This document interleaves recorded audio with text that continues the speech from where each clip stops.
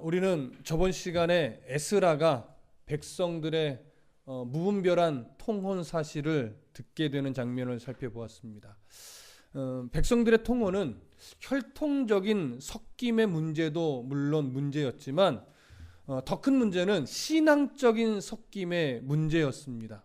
이스라엘이 영적으로 다시 회복하는데 가장 큰 걸림돌이 되는 것이 이 통혼의 문제였기 때문입니다. 그래서 에스라는 그 통혼의 사실을 놓고서 사실은 거의 넋을 잃을 정도로 충격을 받았고 그래서 주저앉아 있었는데 오늘 본문은 이제 에스라가 그 문제를 놓고 자기의 죄인 양 깊이 회개하는 장면으로 들어갑니다. 우리는 그 회개의 장면을 통해서 하나님이 우리에게 오늘 주시는 교훈을 받게 될 것입니다. 먼저 3절을 다 같이 읽어보겠습니다. 3절 시작. 내가 이 일을 듣고 속옷과 겉옷을 찢고 머리털과 수염을 뜯으며 기가 막혀 앉으니. 자, 에스라가 지금 이스라엘의 그 무분별한 통혼 사실을 듣습니다. 그 문제점을 듣고 나서 애통해하기 시작하는데 오늘 성경은 속옷과 겉옷을 찢었다라고 이야기를 합니다. 그리고 머리털과 수염을 뜯었다고 기록을 합니다. 그러면서 기가 막혀 앉아 있었다라고 기록을 합니다. 우리가 기본적으로 느껴지듯이 이 표현은 자신의 애통함을 아주 행동적으로 표현하는 그런 내용입니다. 우선 옷을 찢는다라고 하는 것이 가지고 있는 기본적인 의미는 절망적인 소식을 들었거나 아니면 보았을 때 그 안에서 일어나는 어떤 슬픔을 표현하는 방식이었죠. 그래서 에스더 시대에도 모르드게가 옷을 찢으며 자기 백성의 위기 앞에서 옷을 찢으며 하나님 앞에 부르짖는 장면을 우리는 알 수 있습니다. 그런데 에스라는 지금 겉옷만 찢은 것이 아니라 속옷까지도 찢었다라고 기록을 하고 있습니다. 그야말로 격한 감정을 고스란히 드러내고 있는 것입니다. 그렇다면 이어지는 또 하나의 행동, 머리털을 뜯습니다. 머리털을 뜯는다라고 하는 것이 가지고 있는 상징적인 의미는 뭐냐면 자신이 더 이상 아무런 가치도 없는 존재입니다를 겉으로 드러내는 상징적인 표현입니다. 왜냐하면 당시 머리털은요, 준수한 용모와 또 명예의 상징이었기 때문에 그렇습니다.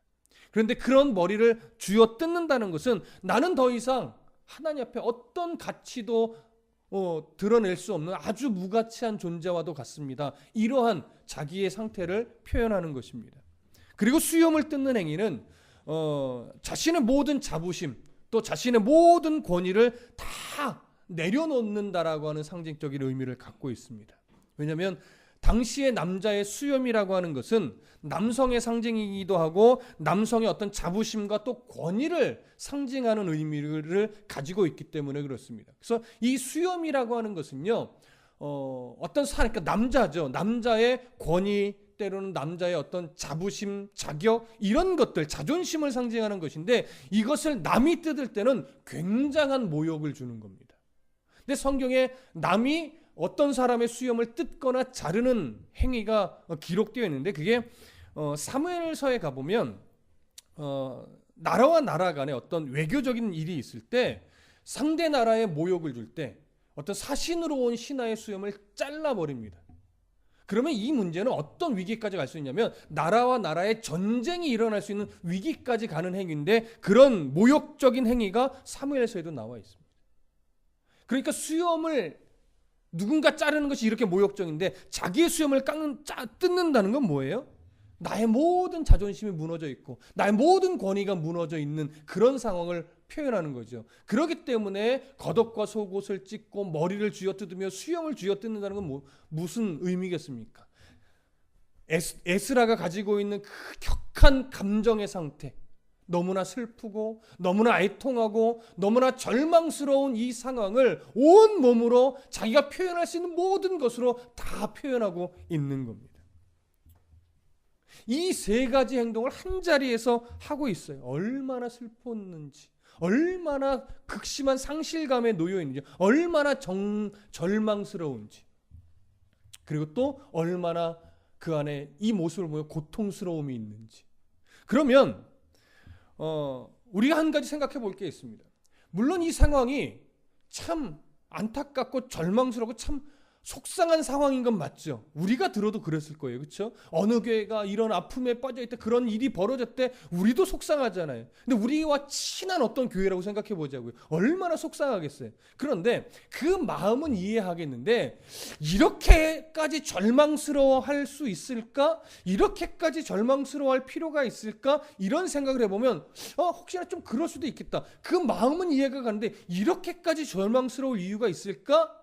이런 생각을 할 수 있거든요. 그런데 에스라가 이렇게 절망스러워 할 수밖에 없는 이유가 있어요. 에스라가 그 먼 여정의 길을 바벨론에서 페르시아 제국 안에서의 그 승승장구한 모든 출세의 기회를 다 내려놓고 예루살렘으로 내려온 이유가 뭘까요? 우리가 앞에서 배웠었죠. 예루살렘의 그 부흥은 철저하게 이제 무엇으로 일어나야 된다는 걸 깨달았어요? 말씀의 회복으로, 율법을 바르게 가르쳐서 율법이 그 땅 가운데 바르게 실행이 되어서, 그래서 그 땅이 정말 하나님의 통치가 온전하게 이루어지는 땅으로 만드는 것, 이게 이스라엘의 남은 마지막 과제로 그는 깨달은 거예요. 그래서 그 소명을 가지고 이렇게 고백했죠. 내가 말씀을 연구하는 일에 최선을 다하고, 그래서 그 말씀을 내가 더 적용하여 순종하고, 그래서 그 모습을 가지고 백성들을 가르치리라, 이 결심 가지고 온 거잖아요. 근데 이 결심을 가지고 이스라엘의 말씀의 부흥, 율법의 다시 한번 그들이 율법에 순종하는 계명을 가르치고자 하는 이 마음 가지고 뜨겁게 왔는데, 막상 오자마자 들었던 소리가 뭐예요? 이스라엘 백성들 안에 무분별한 통혼이 일어났는데, 거기까지는 그렇다 치자고요. 근데 그 통혼에 누가 함께하고 있어요? 제사장, 레위 사람들이 함께하고 있어요. 그리고 이 개혁에 또 동참해야 될 각 방배이나 지도자 그룹에 있는 사람들이 이걸 더 앞장서서 행하고 있어요. 그래서 에스라는 절망적인 겁니다. 그들과 힘을 합쳐서 이 예루살렘과 유다 지경 내의 백성들을 말씀으로 일으키고 부흥시켜야 되는데, 함께 힘을 모아 이 일을 이끌어 나가야 될 지도자 그룹에 있는 사람들이, 제사장과 레위 사람들이 이런 무분별한 통혼 일에 함께하고 있고 또 앞장서고 있으니, 이거 정말 부흥할 수 있을까? 말씀으로 그들을 깨우칠 수 있을까? 이런 절망감이 확 오니까 어떻게 되는 거예요? 무너져 내리는 거죠. 여러분, 목회자가 절망스러울 때가 언제일까 생각을 해보니까요, 비슷한 상황이더라고요. 성도들을 말씀으로 가르치고 때로는 어떤 소그룹에 정말 건강한 리더자를 세운다고 세웠는데, 그래서 그들과 함께 교회를 건강하게 세워가려고 하는데, 나중에 시간이 좀 흘러서 보니까 그들 안에 변화가 하나도 없고, 그동안 가르쳤던 말씀에 대한 어떤 깊이 있는 어떤 그 말씀 앞에 무릎 꿇는 모습이 하나도 없고, 오히려 그 말씀에 대적하고 그 말씀에 반하는 행동을 하고 있고, 소그룹을 깨트리고 있고, 교회가 건강하게 이끌어가기는커녕 완전히 소그룹을 해체시키고 있다면, 그동안 이끌어왔던 목회자의 가슴이 얼마나 절망스러울까요? 이 교회에 소망이 있나? 이 교회에 희망이 있나? 여러분, 그런 마음 들지 않겠습니까? 오히려 이런 모습보다 에스라는 더 절망스러웠을 겁니다. 그래서 그는 겉옷과 속옷을 찢고 머리와 수염을 쥐어뜯으며 그 자리에 주저앉아서 넋을 잃고 절망하고 있었던 거예요. 그런데 4절에 보니까 홀로 절망스러워하고 있는 에스라 옆에 누군가가 찾아옵니다. 한번 읽어볼까요? 9장 4절입니다. 시작. 이에 이스라엘의 하나님의 말씀으로 말미암아 떠는 자가 사로잡혔던 이 사람들의 죄 때문에 다 내게로 모여오더라. 내가 저녁 제사 드릴 때까지 기가 막혀 앉았더니, 기가 막혀라는 표현이 지금 2번이나 나옵니다. 3절에서 한 번 나오고 4절에서 한 번 나오고, 이런 에스라의 참 기가 막힌 절망스러움을 우리가 좀 느끼실 필요가 있습니다. 에스라가 홀로 그렇게 기가 막혀 하고 있는데, 그는 몰랐지만 유다와 예루살렘 지경 안에 있는 이 백성들 중에 몇이나 되는지는 모르겠습니다. 몇 명이나 되는지는 모르겠으나 똑같은 애통함을 가지고 있던 자, 이건 아닌데 하나님의 뜻에 어긋나는 건데, 그러나 뭔가 앞장서 할 수는 없는, 그렇죠? 뭐가 있어야 앞장서니까 이게 아닌데라고 하는 아픔, 애통함을 가지고 있던 사람들이 이제 에스라가 와서 이 애통함을 가지고 있는 모습을 바라보고 나서 나도 함께 해야 되겠다. 나도 함께 해야 되겠다. 그래서 자연스럽게 그의 곁으로 모여들었다는 얘기입니다. 아마 모르긴 몰라도 에스라가 거기서 좀 위로와 힘을 얻지 않았을까 생각을 합니다. 그렇게 온종일 그들과 함께 주저앉아 기가 막힌 상태로 앉아서 애통해하고 있다가 저녁 예배 드릴 때쯤에 민수기를 보면 그때가 어느 시기냐면 해질녘쯤이라고 되어 있습니다. 해질녘쯤에 에스라가 드디어 일어납니다. 5절과 6절 함께 읽어보겠습니다. 5절과 6절 시작. 저녁 제사 드릴 때에 내가 근심 중에 일어나서 속옷과 겉옷을 찢은 채 무릎을 꿇고 나의 하나님 여호와를 향하여 손을 들고 말하기를 나의 하나님이여 내가 부끄럽고 낯이 뜨거워서 감히 나의 하나님을 향하여 얼굴을 들지 못하오니 이는 우리의 죄악이 많아 정수리에 넘치고 우리 허물이 커서 하늘에 미침이니이다. 아마 온종일 애통해하며 하나님 바라보며 그는 슬퍼했겠죠. 근데 그러다가 함께하는 무리들이 또 옆으로 모여들었어요. 그들과 함께 또 애통해하고 절망스러워 주저앉아 있었겠죠. 그러던 중 그는 아마 하나님이 주신 어떤 마음을 느꼈던 것 같습니다. 그래서 그 자리에서 일어납니다. 근심 중에 일어납니다. 그럼 속옷과 겉옷을 찢은 채, 그러니까 그 모습 그대로의 절망스러운 외적 모습 그대로 그는 무릎을 꿇습니다. 무릎을 꿇는다는 건 가장 낮은 자세로 최대한 자신을 낮추는 아주 겸손한 자세를 의미합니다. 가장 겸손한 자세로 어떻게 했어요? 두 손을 여호와를 향하여 높이 들었습니다. 이것은 하나님의 도우심을 간절하게 구하는 태도입니다. 하나님의 도우심이 없으면 안 됩니다. 우리가 찬양할 때도 때로는 두 손을 들잖아요. 그게 하나님 앞에 영광을 돌립니다라고 하는 의미도 있지만 하나님의 도우심이 없이는 우리는 아무것도 아닌 존재입니다. 이런 의미도 있는 겁니다.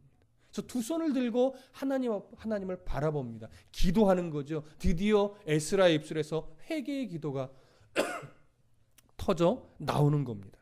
자, 어떻게 기도하느냐? 6절에 말하기를 나의 하나님이여 내가 부끄럽고 낯이 뜨거워서 감히 나의 하나님을 향하여 얼굴을 들지 못하오니 이는 우리의 죄악이 많아 정수리에 넘치고 우리 허물이 커서 하늘에 미침이니이다. 여기 보시면 가장 중요하게 발견해야 되는 게 뭐냐면 지금 이스라엘 백성들이 가지고 있는 그 죄악들, 하나님이 정말 싫어하던 그 죄악들, 그 죄악을요 저들의 죄, 저들이 이렇게 말하지 않아요. 그것을 마치 누구의 죄처럼 지금 여겨요? 나의 죄처럼 여겨요. 그 악했던 죄악을 행하고 있는 이스라엘 백성들과 자기 자신을 분리시키지 않고 하나로 놓고서 하나님 앞에 엎드리는 거예요. 그들의 죄가 마치 내 죄인 양, 그들의 어리석음이 나의 어리석음인 양 에스라는 기도합니다. 그게 주저앉아 있었던 에스라가 하나님 앞에서 느꼈던 거예요. 아, 저들의 죄는 저들의 죄가 아니라 바로 나의 죄구나. 저들의 어리석음은 저들의 어리석음이 아니라 나의 어리석음이구나. 이걸 보고 이제 드디어 하나님 앞에 일어나는 겁니다. 그래서 4절에서 6절이죠. 6절에서 어떤 단어가 지금 많이 반복돼요? 나의, 내가, 나의 3번이나 사용되죠. 근데 이걸 원어 성경으로 보면요 6번이 나옵니다. 원어 성경으로 보면 이제 번역을 이제 문법상 안 해놓은 것도 있는데 문법상으로 더 자세하게 보면 이렇게 돼 있어요. 내가 말하기를 6절에 내가 말하기를 나의 하나님이요 내가 부끄럽고 나의 낯이 뜨거워서 감히 나의 하나님을 향하여 나의 얼굴을 들지 못하오니. 에스라는 이렇게 그들의 죄를 그들의 허물을 자기의 허물이라고 자기의 죄라고 그렇게 같이 하나님 앞에 엎드리고 있는 겁니다. 그래서 뒤에 뭐라고 말해요? 이는 우리의 죄악이 많아 정수리에 넘치고 우리의 허물이 커서 하늘에 미침이니이다. 여러분 죄악이 어디에 넘친대요? 정수리까지 넘친대. 가득 차 있다는 얘기예요. 우리의 허물이 커서 하늘에 미친대요.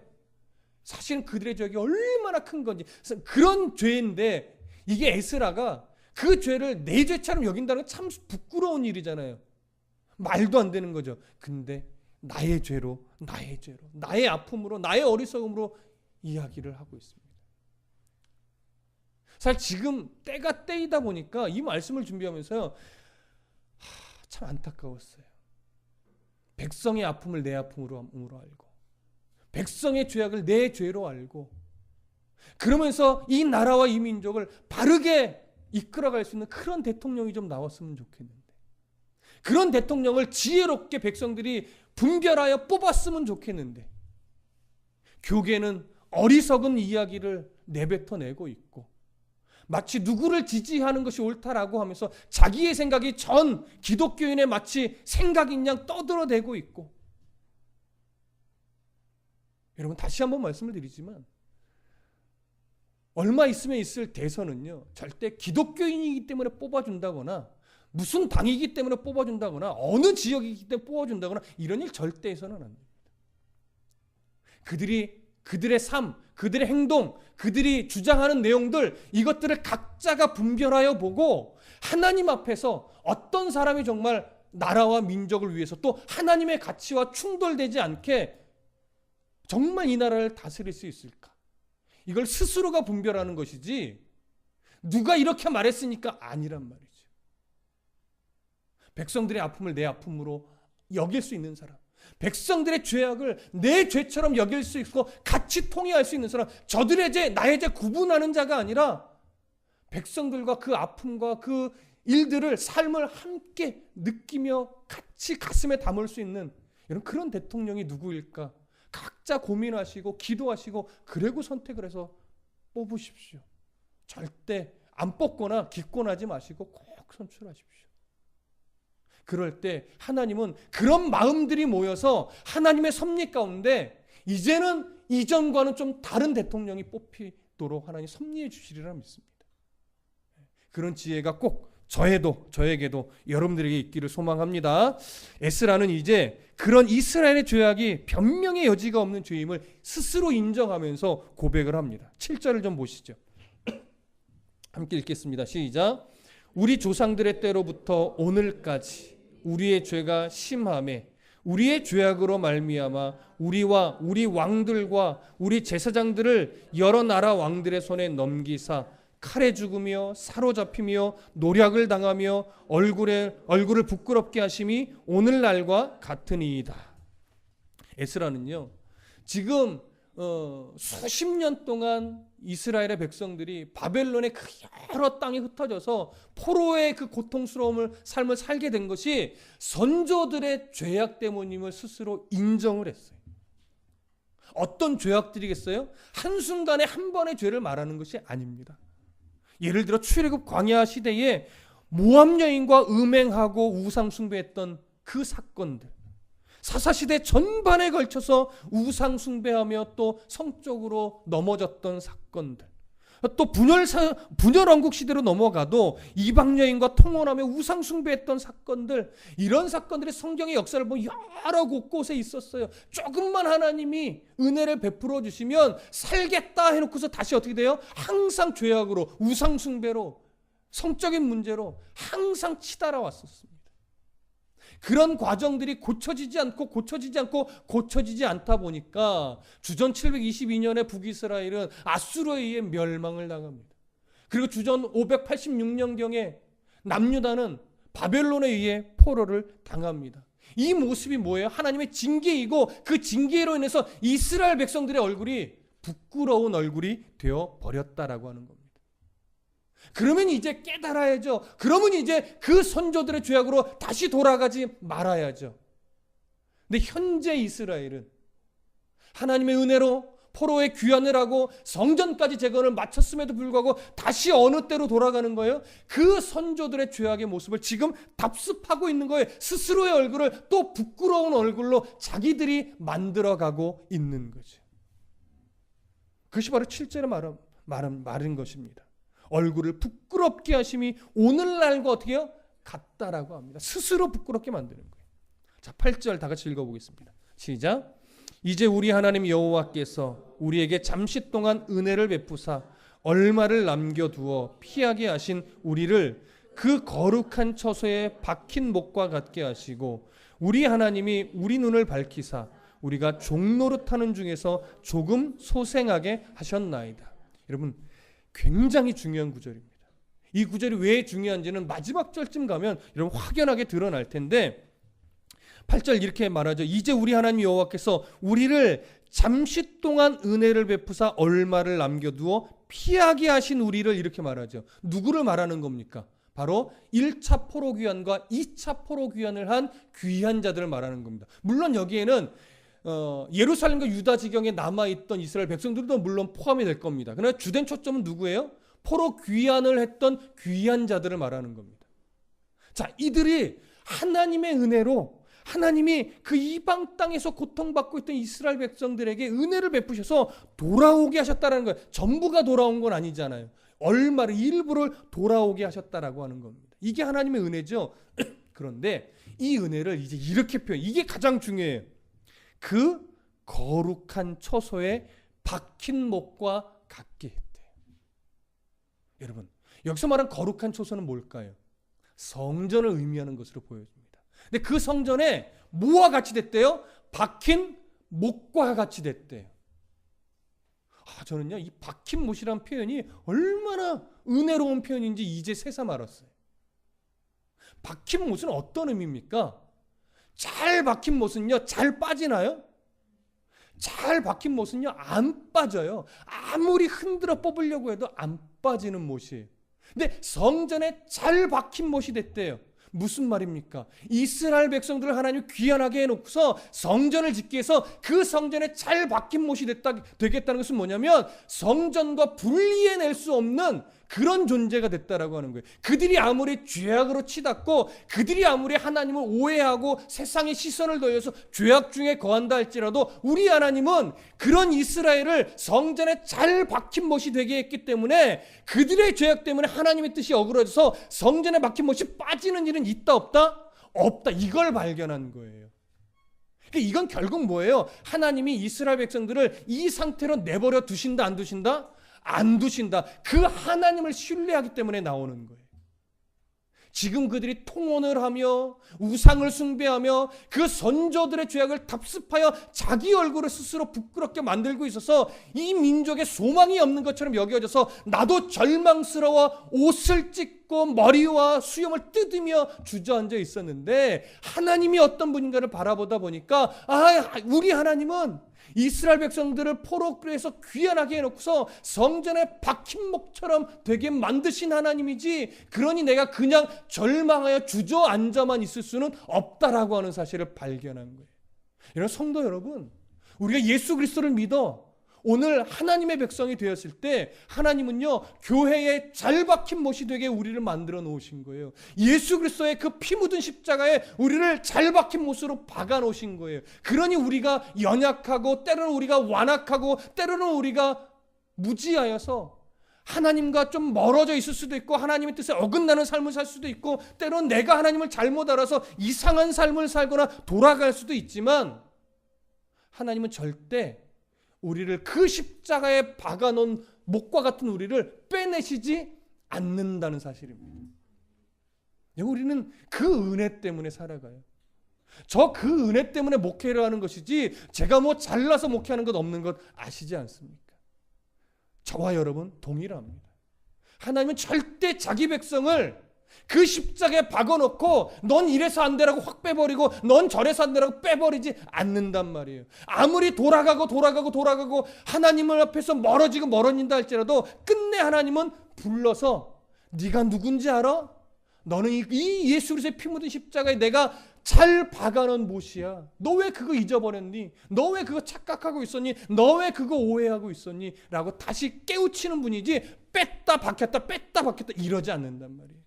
우리가 어리석어서 마치 빼내어진 사람처럼 우리가 살 뿐이지 하나님은 절대 그 못이 빠지지 않게 하십니다. 지금 이스라엘 백성들이 그런 성전에 잘 박힌 못과 같다라고 하는 사실이에요. 얼마나 은혜롭습니까? 이것 때문에 오늘 우리가 힘을 내서 살 수 있는 겁니다. 뽑으려 해도 뽑히지 않는 그 성전에 잘 박힌 못, 그 잘 박힌 못과 같게 하시고 우리 하나님이 우리 눈을 밝히사 우리가 종노릇하는 중에 조금 소생하게 하셨나이다.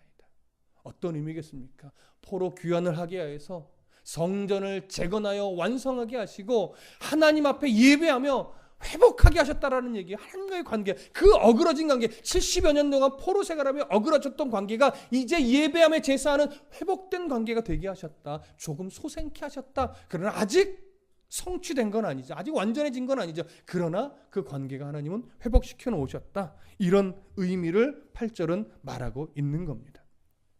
자, 이런 은혜를 경험했음에도 불구하고 이스라엘은 아직 지금 다시 죄악을 반복하고 있는 이 모습을 또 한번 에스라는 이야기를 합니다. 9절과 10절 함께 읽어보겠습니다. 시작. 우리가 비록 노예가 되었사오나 우리 하나님이 우리를 그 종살이하는 중에 버려두지 아니하시고 바사 왕들 앞에서 우리가 불쌍히 여김을 입고 소생하여 우리 하나님의 성전을 세우게 하시며 그 무너진 것을 수리하게 하시며 유다와 예루살렘에서 우리에게 울타리를 주셨나이다. 우리 하나님이여 이렇게 하신 후에도 우리가 주의 계명을 저버렸사오니 이제 무슨 말씀을 하오리이까. 자, 9절 끝에 우리 하나님의 성전을 세우게 하시며 그 무너진 것을 수리하게 하시며 유다와 예루살렘에서 우리에게 울타리를 주셨나이다. 이게 무슨 의미겠습니까? 제가 좀 전에 말씀드린 그 이야기입니다. 하나님의 은혜를 베푸셔서 포로 귀환을 하게 하시고 성전을 재건하게 하신 후에 이 제사를 드리게 하면서 어그러졌던 하나님의 관계를 뭐 하는 거예요? 회복시켜 놓으셨다는 거예요. 그게 바로 그 회복된 관계, 그게 9절 끄트머리에 있는 예루살렘에서 우리에게 울타리를 주셨나이다. 이 말씀의 의미입니다. 하나님과의 회복된 그 관계가 뭐예요? 우리에게는 울타리예요. 하나님과의 관계가 회복되지 않으면 아무리 성전을 짓고 아무리 제사를 드려도 의미 없죠. 보호받을 수 없습니다. 근데 성전을 짓고 제사를 드리며 하나님이 그래 내가 너희들의 예배를 받는다면서 관계를 하나님이 회복시켜 주시니까 드디어 그 은혜가 이스라엘 백성들에게 뭐가 됩니까? 울타리가 되는 겁니다. 그런 은혜를 베풀어 주셨습니다. 근데 그러고 나서 몇 년이 흘러요? 58년이 흐르는 거죠. 성전이 완공된 이후에. 그 58년 어간 어느 시점에서부터인가 이스라엘은 자기들이 원하는 대로 뭔가 복스러운 일이 안 일어나니까 결국 점차 그의 신앙이 하나님을 온전하게 바라보지 못하고 또 변질되면서 결국 통혼을 하고 우상숭배에 빠지는 거죠. 그것이 10절의 말씀인 겁니다. 우리 하나님이여 이렇게 하신 후에도 이런 은혜를 받았음에도 불구하고 뭐라는 거예요? 우리가 주의 계명을 저버렸사오니. 무슨 말입니까? 통혼을 하고 우상숭배를 하는 이런 것을 말하는 겁니다. 우리가 계명을 저버렸사오니 이제 무슨 말씀을 하오리이까? 변명의 여지가 없다라고 하는 겁니다. 분명히 이스라엘은 지금 하나님의 계명을 저버리고 그 선조들과 똑같은 죄를 저질렀다라고 하는 고백을 지금 에스라가 친히하고 있는 겁니다. 자, 11절과 12절 함께 읽습니다. 시작. 전에 주께서 주의 종 선지자들에게 명령하여 이르시되 너희가 가서 얻으려 하는 땅은 더러운 땅이니 이는 이방 백성들이 더럽고 가증한 일을 행하여 이 끝에서 저 끝까지 그 더러움으로 채웠음이라.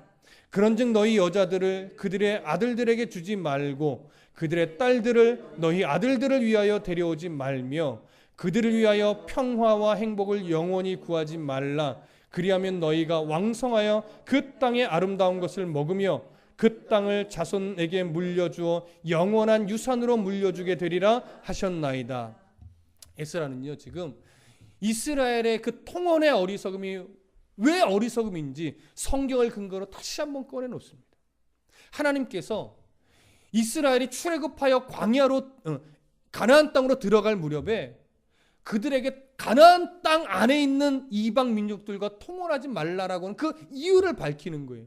그 이유가 뭐예요? 그 가나안 땅의 백성들은 수백 년 동안 우상을 섬기며 하나님의 가치관과 멀어져서 성적으로 문란한 그런 땅인데 이 끝에서 저 끝까지 악이 뭐하는 거예요? 충만한 땅이라는 거예요. 하나님이 수백 년간 기회를 줬지만 하나님이 수백 년 동안 돌이킬 기회를 줬지만 그들은 그 하나님의 기회를 다 저버리고 하나님과 완전히 멀어져서 그냥 우상에 물들어 있고 그냥 우상과 함께 성적인 타락에 아예 빠져버린, 그래서 하나님이 주신 기회를 완전히 잃어버린 그런 민족이 됐다. 그리고 그 땅에 들어가서 절대 그들과 통혼하지 마라. 이유는 뭐라고요? 그들과 통혼하면 너희도 그들과 똑같이 우상숭배에 물들 것이고 그들과 통혼하면서 그의 죄악에 함께 동참할 것이 뻔하기 때문에 너희들은 절대 통혼하지 말라라고 하는 거예요. 근데 통혼할 때 12절은 이렇게 말해요. 그들을 위하여 평화와 행복을 영원히 구하지 말라. 이건 이런 의미입니다. 너희들이 볼 때는 그들이 우상을 섬기고 화려한 문화 속에서 살 때 그들의 우상을 똑같이 섬기면 그 풍요함을, 그 부요함을 너희들도 누릴 것 같지? 그러나 그것은 영원한 부요가 아니야. 그 우상을 섬기며 그들의 풍요와 그들의 부요함을, 그들의 사치스러움을 함께 누리려고 하지 말고 그건 거절하고 너희는 나만을 섬기면서 내가 주는 부요함, 내가 주는 풍요로움, 이것을 누려야 된다. 그것은 어떻게 한다? 영원하다는 거지. 그게 12절 끝머리에 이렇게 말합니다. 너희가 중간에 그들을 위하여 평화의 행복을 영원히 구하지 말라. 그리하면 너희가 왕성하여 그 땅의 아름다운 것을 먹으며 그 땅을 자손에게 물려주어 영원한 유산으로 물려주게 되리라 하셨나이다. 하나님이 주신 것이 가장 아름다운 것이, 하나님이 주신 것이 가장 의미 있는 것이에요. 하나님이 주신 것을 먹을 때 그게 가장 영광스러운 것이고 가장 행복한 것이고 가장 가치 있는 것입니다. 그것은 영원한 유산으로 너희에게 주어질 수 있는 것이라는 거죠. 이것을 놓치지 말라라고 하는 거죠. 그런데 지금 포로 귀환한 이스라엘 백성들이 58년 그 사이 안에서 어떤 짓을 벌인 거예요? 지금 12절에서 하지 말라란 그것을 한 겁니다. 근데 이유가 뭐겠어요? 12절에서 말한 그대로죠. 하나님 앞에서 성전을 재건하고 살다 보니까 내 삶에 변화가 없는 거예요.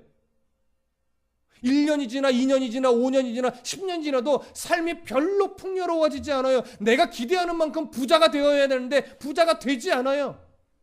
그러니까 자꾸 시선은 어디로 가요? 우상에 물들어 살아가는 저들의 풍요가 더 하나님이 주실 것보다 더 크게 여겨지는 거예요. 하나님이 주실 때까지 기다려야 되는데, 아니 이미 사실은 큰 복을 받아 놓은 건데 이것의 가치를 모르고 그들의 눈에 화려한 거, 그들의 눈에 풍요로워 보이는 거, 그것에 눈이 시선이 꽂히니까 어떻게 돼요? 그것을 섬김으로 함께 그것을 누리고 싶은 거죠. 에스라는 그걸 본 겁니다. 그렇게 누리는 풍요는 영원하지도 않을 뿐더러 하나님이 기뻐하지도 않을 뿐더러 이 땅에 있는 잠시 동안만 유익한 것 같지 하나님이 절대 그것을 인정하지 않는다는 거죠. 오래 걸려도, 때로는 적게 주셔도 하나님이 주신 것 가지고 내가 살아갈 때 그게 영원하고 그게 가치 있고 그게 진짜 행복한 거라는 겁니다. 우리 이 사실을 절대 놓치면 안 됩니다. 인생을 살아갈 때마다 자꾸 순간순간 잊어버리는 게 뭐예요? 왜 안 주시나 있잖아요. 왜 안 주시나. 이미 주신 건 보지 못하고 왜 안 주시나에만 시선이 꽂히니까 입술에서 항상 뭐예요? 주세요, 주세요, 주세요만 나오는 거죠. 감사해요, 감사해요, 감사해요 보다 왜 안 주세요? 왜 해결 안 해주세요? 이런 이야기만 더 많이 나오게 되는 거죠. 하나님 주실 때까지 기다리는 것도 필요하고 주신 것이 무엇인가를 더 유심히 바라보는 것도 또 중요할 겁니다. 하나님이 주신 것, 그게 우리에게 가장 가치 있는 겁니다. 그래서 이것을 놓치지 않기 위해서라도 가나안의 사람들과 통혼하지 말라라고 하는 것, 여러분 이것 절대 놓치지 마십시다. 자, 13절 함께 읽겠습니다. 시작. 우리의 악한 행실과 큰 죄로 말미암아 이 모든 일을 당하였사오나 우리 하나님이 우리의 죄악보다 형벌을 가볍게 하시고 이만큼 백성을 남겨주셨사오니. 자, 잘 보세요. 이 13절은요 어떤 의미냐면요, 선조들이 행했던 그 악행들, 성조들이 거듭해서 행해왔던 그 죄악들에 비하면 70여 년 포로로 끌려와서 그 땅에서 고통받는 것은 참 가벼운 형벌이었다라고 하는 거예요. 그 가벼운 형벌을 받아놓고도 하나님이 다시 은혜를 베풀어 이제 회복의 기회를 주셨는데 요거 못 참아내고 또 죄악에 빠진 이스라엘 백성들을 바라보며 우리는 정말 하나님 앞에 징계를 또 받아도 할 말 없다. 왜 그걸 몰랐느냐 라고 하면서 참회의 기도지만 사실은 이스라엘 백성들이 듣고 깨달아야 됐어야 되는 내용인 거죠. 무슨 말씀 이해되십니까? 그런 의미입니다. 마지막 14절과 15절 함께 읽겠습니다. 시작. 우리가 어찌 다시 주의 계명을 거역하고 이 가증한 백성들과 통혼하오리이까? 그리하면 주께서 어찌 우리를 멸하시고 남아 피할 자가 없도록 진노하시지 아니하리이까. 이스라엘의 하나님 여호와여, 주는 의로우시니 우리가 남아 피한 것이 오늘날과 같사옵거늘 도리어 주께 범죄하였사오니 이로 말미암아 주 앞에 한 사람도 감히 서지 못하겠나이다 하니라. 13절과 같은 은혜를 받아 포로 귀환을 하고 성전 재건까지 했는데 이스라엘 백성은 지금 옛날 선조들이 범했던 죄에 똑같이 반복하여 죄를 짓고 있습니다. 하나님의 진노를 받아도 할 말 없다라고 지금 에스라는 고백하고 있는 겁니다.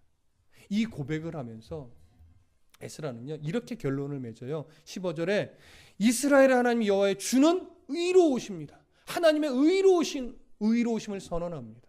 그리고 또 우리가 남아 피한 것이 오늘날과 같사옵거늘 도리어 주께 범죄하였습니다.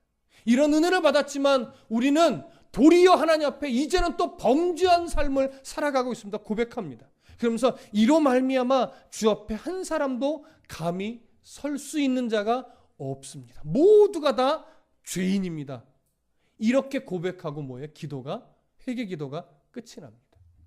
근데 여러분 잘 생각해 보시면요, 사실 보편적인 회개 기도라면 이렇게 끝나면 안 돼요. 마지막에 하나가 더 나와야 돼요. 뭐가 나와야 되죠? 그러나 하나님 우리를 용서해 주십시오. 용서를 구하지 않고 하나님의 의로우심을 드러내고 우리는 죄인입니다, 하나님 앞에 벌을 받아도 징계를 받아도 할 말 없습니다 하고 그냥 끝나는 거예요. 그렇다면 에스라는 하나님 앞에 왜 결국 용서를 구하지 못하고 회개 기도를 마무리했을까요? 정말로 그냥 우리는 벌을 받았으면 좋겠습니다 하나님, 이런 의미일까요? 그렇지 않다라고 하는 거죠. 에스라가요 하나님 앞에 용서를 구하지 못한 것, 아니 어쩌면 용서를 구하지 않은 것은 우리 하나님이 어떤 분인지 알기 때문에 그래요. 그래서 제가 앞절에 8절에서 무슨 말씀을 드렸죠? 에스라는요 그동안 하나님의 계명을 연구하고 또 준행하면서 하나님이 어떤 하나님인지 깨닫고 나서 보니까 아는 거예요. 하나님은 이스라엘 백성을 성전에 잘 박은 목과 같이 되게 하셨다라고 이 사실을 아는 거예요. 그러니까 지금 이 용서를 구하지 않은 이유는 하나님의 용서가 필요 없다는 것이 아니라 우리의 죄를 알고 하나님의 의로우심을 알면 하나님은요 이스라엘을 그냥 놔두실 분이 아니라는 사실을 알기 때문에 그런 거예요. 그러니까 중요한 건 하나님 용서해 주세요 이것도 중요하지만 내가 얼마나 큰 죄인인지를 알고 인정하는 것, 이게 중요해요. 여러분 하나님은요 이게 참 늘 성경 안에서 발견하는 진리인데 하나님은 언제나 용서해 주고 싶어 하십니다. 어떤 죄를 저지르고 어느 만큼 멀리 돌아갔었다 할지라도 하나님은요 언제나 나 너 용서하고 싶어, 빨리 내가 용서할 수 있도록 너 돌이켜주면 안 되겠니? 나한테 회개하면 안 되겠니? 내 앞으로 좀 와주면 안 되겠니? 나 너 용서하고 싶어. 그게 어떤 죄를 저지른 죄인일지라도. 무슨 말씀인지 아시겠습니까? 에스라는요 그걸 아는 거예요. 그걸 용서하길 원하시는 하나님, 그리고 회복시켜 주시기를 원하시는 하나님, 바르게 돌이키기만 하면 진노 중에라도 나는 언제나 널 용서할 준비가 되어 있다. 근데 우리는 진노 중에 화나신 하나님의 얼굴만 보지만 성경을 제대로 보면요 진노 중에 우리를 용서하고 싶어 하시는 하나님의 그 절절한 표정을 볼 수 있어야 돼요. 진노 중이신 하나님은요 무서운 하나님이 아니에요. 진노 중인 하나님은요 그만큼 좀 빨리 와서 돌이키기를 원하시는 그런 절절하신 하나님의 표정이 그 안에 있는 거예요.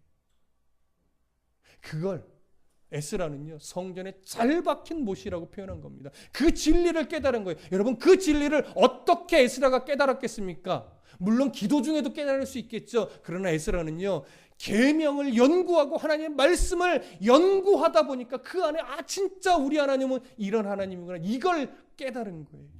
우리가 하나님을 왜곡시키지 않고 우리가 하나님을 바르게 깨달아서 우리 하나님은 이런 하나님이구나 오늘날 깨달을 수 있는 아주 빠른 길은요 말씀을 바르게 하는 겁니다. 성경 안에서 하나님이 이런 하나님이라는 사실을 우리가 아는 거예요. 그러면 우리는 빨리 하나님 앞에 늘 엎드리게 되고, 우리가 죄악 중에 넘어졌을 때 이거 아니지라고 빨리 깨달아 다시 돌이킬 수 있고, 그래서 늘 언제나 나를 사랑하시는 하나님, 언제나 나를 용서해 주기를 원하시는 하나님, 언제나 우리가 회복되기를 원하시는 하나님, 그 하나님의 마음을 늘 놓치지 않을 수 있는 겁니다. 이 시대는요, 이런 기도가 필요한 시대인 것 같아요. 저 교회는 저래서 안 돼, 저 목사는 저래서 안 돼, 누구는 이래서 안 돼, 이래서 안 되라기보다 저런 교회도 하나님이 돌이키길 원하시고, 저런 목사도 하나님이 다시금 불러서 회복시키기를 원하시고, 이런 교회도 하나님이 계속해서 회복하기를, 용서해 주기를 기다리시는 그 하나님의 마음을 우리가 알아서 이제 지적하고 정죄하는 기도가 아니라 오히려 긍휼히 여기지고, 그 교회의 아픔이 내 아픔이냐, 그 목사의 죄가 나의 죄이냐, 우리는 이제는 좀 엎드려서 그렇게 좀 기도할 수 있는 그런 마음을 가진 성도의 교회였으면 좋겠습니다. 그런 기도가 너무 없는 시대인 것 같습니다. 저 또한 그렇게 기도 못하고 있습니다. 오히려 아유 저 목사 저래서 안 돼, 왜 저러는 거야, 막 이렇게 비판은 하지만, 하나님 저 목사님 정말 하나님 앞에서 다시금 하나님의 마음을 깨닫고 좀 돌이킬 수 있도록 도와주시고, 저 무너져 있는 교회 하나님 은혜로 저 교회가 다시금 회복하기를 원하시는 하나님 마음을 깨달아서, 에스라의 이 마음을 깨달아서 그들 다시 말씀 앞에 돌이킬 수 있게 해주십시오. 우리는 이 기도를 너무 많이 잃어버린 것 같습니다. 한국교회가 이런 에스라의 마음을 많이 잃어버린 것 같습니다. 저 또한 잃어버리고 있는 제 모습을 이 말씀 속에서 발견을 했습니다. 여러분, 우리는 이제 이 에스라를 함께 배웠으니까 이제 조금 더 우리의 기도가 그들에게 우리도 같이 죄인이라는 것을 인정하면서 오히려 기도해주고, 우리도 같이 어리석은 사람이라는 걸 인정하며 같이 기도해주는 그러한 성도의 모습을 회복할 수 있었으면 좋겠습니다. 그러면 그 하나님은요, 나를 회복하시면서 나를 통해 누군가를 같이 회복시켜 가실 겁니다. 교회를 회복하시는 하나님은 또 우리 교회만이 아니라 또 어떤 교회도 같이 회복시켜 가실 겁니다. 그러면 그 회복의 은혜는 하나님께서 아름답게 회복하는 곳곳으로 전염시켜 놀라운 말씀의 부흥을 일으키실 겁니다. 이런 말씀의 부흥이 이 시대의 곳곳에서 일어나기를 간절히 소망합니다. 기도하겠습니다.